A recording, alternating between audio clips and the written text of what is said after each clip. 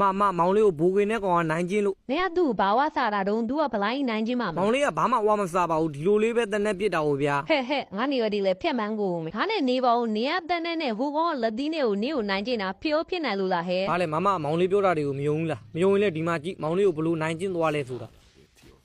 မောင်လေးခင်ဗျာသူ့ကိုကြောက်လို့မှပြေးပါလေဆိုနေမှာစော်နေအောင်အားကိုးနဲ့မောင်လေးကိုနိုင်ချင်းသွားတာ တွေ့ဦးမယ်စောအားကိုနဲ့ငါမောင်လေးကိုနိုင်ချင်းသွားတဲ့ဘူးဝေသူနဲ့ကောင်တွေ့ဦးမယ် အမတွေ့ရင်ချတာချနော်မညာနဲ့ ဟဲ့ကောင်ဘယ်ပြေးတာလဲနေမလားငါမောင်လေးကိုနိုင်ချင်းသွား ဘယ်မောင်လေးတွေငါလာပြောနာလဲငါကနာမည်နှလုံးနဲ့နေတာကွာဘိုးကေကွာရှင်းလား အေးနေရလဲနာမည်နှလုံးနဲ့နေတာငါရှားနေတာလဲဘူးဝေသူတဲ့နာမည်နဲ့ကောင်ရှားနေတာတွေ့မယ်သိမဲတာ အမမောင်လေးမားသွားပါတယ် မားတာတွေမှန်တာတွေငါလာမှန်တော့နဲ့ငါမမောင်လေးဆိုလို့ငါချစ်ရတဲ့မောင်လေးတယောက်ပဲရှိရနော်ကဲမောင်လေးကိုနိုင်ချင်းနဲ့ဘူးဝေသူနဲ့ကောင်လဲမမသုံးမပေးပြီးသွားပြီဒီနေ့ဗာနေလဲသိလား အာသိတာပေါ့အမကလည်းဒီနေ့ဗုဒ္ဓဘူးနေ့လေ ဗုဒ္ဓဘူးနေ့ရတော့ငါသိတာပေါ့ဟဲ့ဗာနေလဲလို့မေးတာ အော်မေးလို့ sorty ဒီနေ့ February 14 Valentine နေ့အတွက်မမစိတ်မပူနဲ့မောင်လေးကကြိုတင်စီစဉ်ပြီးသားမမမောင်လေးနဲ့122ဆိုရင်စားရအောင်လို့ရော့ချောကလက် ဟဲ့ကောင်နေနဲ့ကနေဒီနေ့ကစားပြီးပြက်ပြီး အမကလည်းမောင်လေးကချစ်လို့စားတာပါစိတ်ကြည့်ပဲ အဲ့သူဘယ်မှာလဲချောကလက်